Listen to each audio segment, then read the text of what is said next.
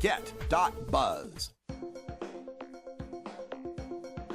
Arguing for the end of adult marijuana prohibition is easy because we have facts, science, reason, compassion, evidence, truth, and logic on our side. It is even easier when researchers catalog it all for us. Learn how to gather the facts on marijuana use, arrests, seizures, rehabs, drug tests, and more in this edition of Drug War Data Mining. Welcome back, everyone. 22 and a half after the hour, and in the Drug War Data Mine today, we head back to the Substance Abuse Mental Health Services Administration, the SAMHSA archives, that bring us all sorts of great information from our federal drug war databases. And today, I'd like to take a look at the Drug Abuse Warning Network. This is one we haven't looked at much, and one that's been discontinued, but goes up and through 2011. These are the data that supposedly tell us how much drugs are mentioned by people as they go into the ER. But let's look instead at, I've just decided that's not going to work for us for what we're looking for today. So we'll go back to the National Survey on Drug Use and Health, the most recent episode of that national survey from 2013. By clicking that folder, you can go straight to the online analysis SDA. When you first go to this page, there'll be a terms of use page. You just have to accept the terms of use and you'll be moved ahead to all of the rows and columns so that you can get the statistics you're looking for.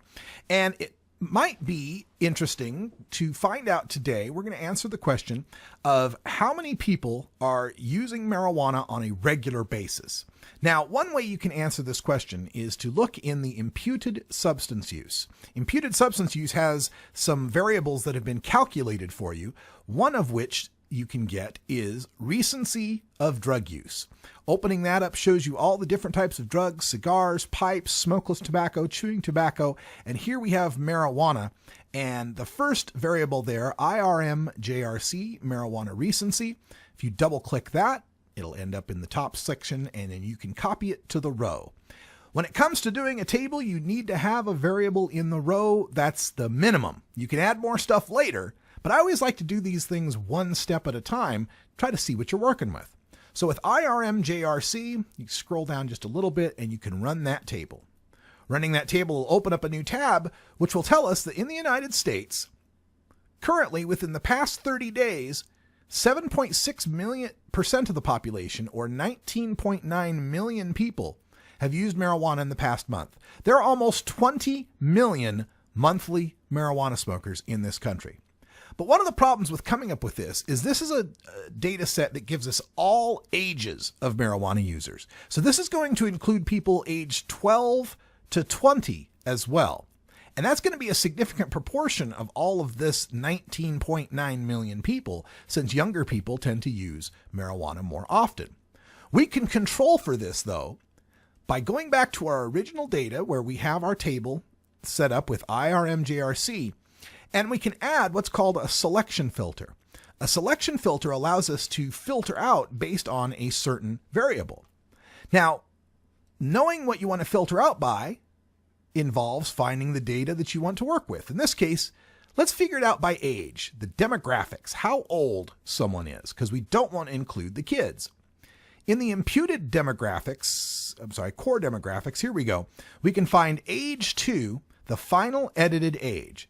Double click that, puts it up top, use the column button to copy it to the column section, scroll down and run the table, and you will see that the ages range from 12 all the way up to 65 or older, and those are based on codes, like 65 and older is code number 17. In the case of ages up to age 21 is codes number 1 through 9. So we're really only interested in the users who are aged 21 or older. That would be codes 10 through 17.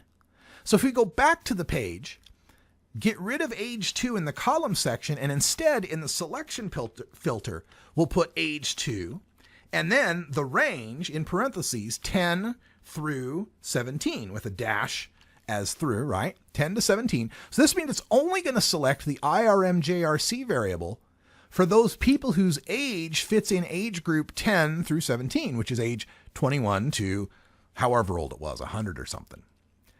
Scroll down to run the table, and we now find that among adults age 21 and older, 6.9% of the population is using marijuana monthly, and that represents 15.4 million. Remember, it was 19.9 million when we had the kids in there. So that tells us there's about 4.5 million underage cannabis users. That is to say, almost 1/4 of the cannabis users using monthly are under the age of 21.